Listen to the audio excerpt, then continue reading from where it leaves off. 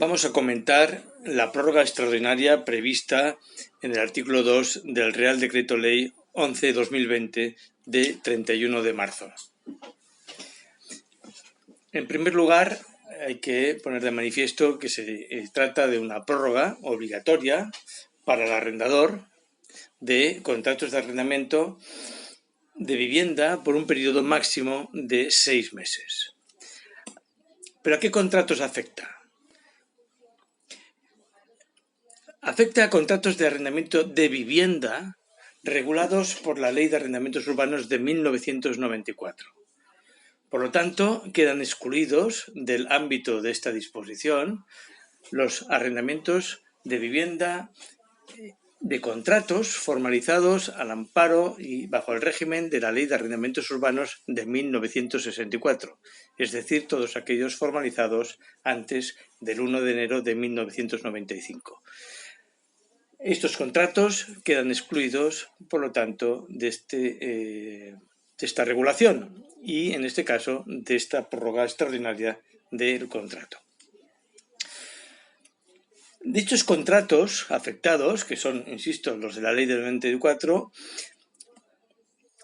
solo se verán afectados si su plazo de finalización estuviera entre el 2 de abril pasado hasta 2 meses después de la finalización del estado de alarma. De momento, como sabéis, el estado de alarma, tras la última prórroga, se extenderá hasta el día 26 de abril. Por lo tanto, en el supuesto de que no hubiera más prórrogas, serían todos aquellos contratos que finalizasen hasta el 26 de junio de 2020. Por lo tanto, entre el 2 de abril y 26 de junio, sin perjuicio, insisto, de que se prorrogase nuevamente el estado de alarma. Dicho plazo de finalización puede ser tanto el inicialmente previsto en el propio contrato como el plazo obligatorio mínimo de 3 años, también regulado en el artículo 9 de la LAO de 94, reformado por la Ley 4/2013 de 4 de junio. Por lo tanto, nos estamos refiriendo a plazo inicial del contrato ya previsto o bien plazo prorrogado dentro del artículo 9 de hasta 3 años como mínimo establecido en la regulación de la Ley 4/2013. También es posible que concluya este plazo después de la prórroga legal tácita prevista en el artículo 10, un año más, finalizado el plazo inicial o de los 3 años, si no ha habido ninguna manifestación por parte de ninguna de las dos partes del contrato, se entiende que hay una prórroga legal tácita de un año más. Bien, pues si esta prórroga legal tácita concluyera dentro del periodo que anteriormente habíamos indicado, entre el 2 de abril y 2 de abril y 26 de junio, de momento, pues entenderá también que se verá afectado por esta prórroga extraordinaria. No queda clara si afectaría esta situación legal también a los contratos que estuvieran en tácita reconducción, mes a mes, del Código Civil, porque no se refiere realmente expresamente a esta situación, no la contempla. En nuestro caso, el consejo sería que si estuviéramos en esa situación, lo prudente sería mantener la reconducción del contrato durante estos 6 meses. No tiene ninguna trascendencia la situación económica en la que pudiera encontrarse el arrendatario y la unidad familiar que residiera en la vivienda. Es indiferente. Es decir, no es necesario que el inquilino se halle en situación de vulnerabilidad económica, entendida esta por lo establecido en el artículo 5.1 del Real Decreto Ley. Es decir, aquellas personas arrendatarias de vivienda que, con carácter general, sus ingresos y los de su unidad familiar que residiera con el propio inquilino sean en conjunto inferiores a 3 veces el IPREM. ¿Cuál es el plazo de la prórroga y cómo se ha de contabilizar? Bien, como ya se ha comentado al principio, se produce una prórroga extraordinaria del contrato de arrendamiento de un plazo máximo de 6 meses, que se computará a partir de la fecha en que estuviera prevista la finalización del contrato, dentro de los límites anteriormente referidos, es decir, entre el 2 de abril hasta 2 meses después de la finalización del estado de alarma. ¿Y cuándo se ha de aplicar? Bien, en ese sentido, la disposición es muy poco precisa y provoca diversas interpretaciones. Pero es claro que para que proceda la aplicación de la prórroga extraordinaria, deberá solicitarla previamente el inquilino, aunque no se indica el plazo del que dispone para hacerlo.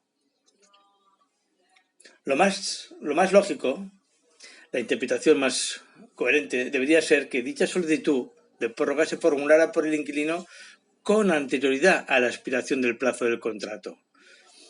Plazo que el arrendatario, el inquilino, conoce perfectamente porque, además de resultar del propio contrato, le habrá sido advertido por el arrendador, como es lo habitual. A nuestro juicio, si se solicitara una vez expirado el contrato, se incumpliría la exigencia de que dicha solicitud fuera previa, tal y como está establecido literalmente del propio precepto. Me refiero cuando determina que deberá solicitarse previamente.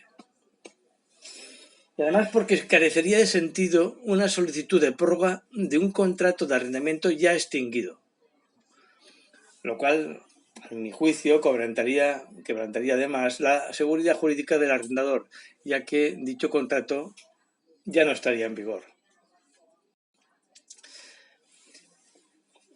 ¿Está obligado el arrendador a aceptar la solicitud de la prórroga?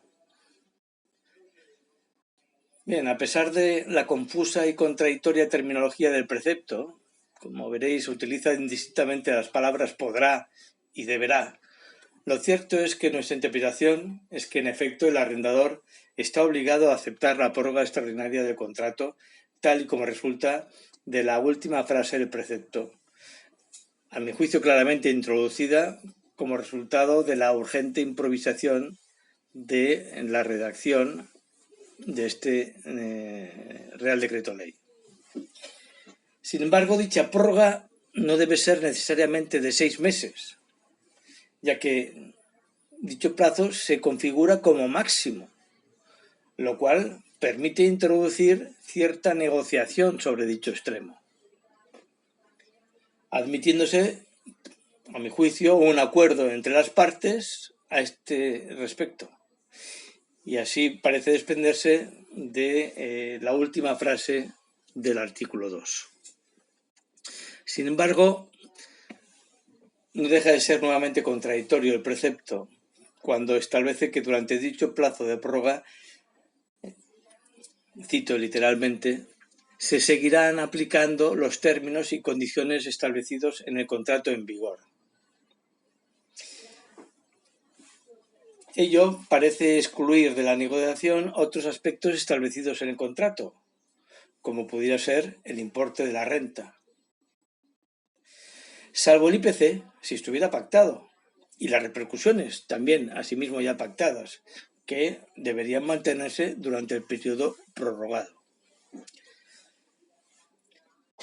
Esta prórroga ex lege, es decir, por imperativo legal, prescinde de otras situaciones que ni siquiera somete a consideración, como la que podría concurrir en caso de que el contrato ya tuviera prevista su extinción por necesidad del arrendador o de su familia, lo cual sin duda también pudiera provocar a graves perjuicios, esta prórroga extraordinaria. A diferencia del arrendatario, que ya debía tener prevista la extinción del contrato antes de que se hubiera producido la declaración del estado de alarma el pasado 14 de marzo.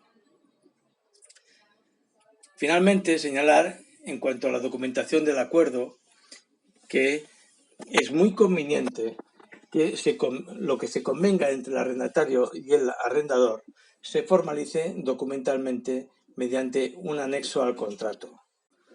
Para ello, si no fuera posible hacerlo presencialmente, por las razones de confinamiento actualmente existentes, sería suficiente suscribir el documento y remitirlo por conducto electrónico para poder acreditar el compromiso, aunque no fuera con firma digital, sin perjuicio de su ratificación posterior, una vez finalizada la situación de confinamiento actual. Nada más.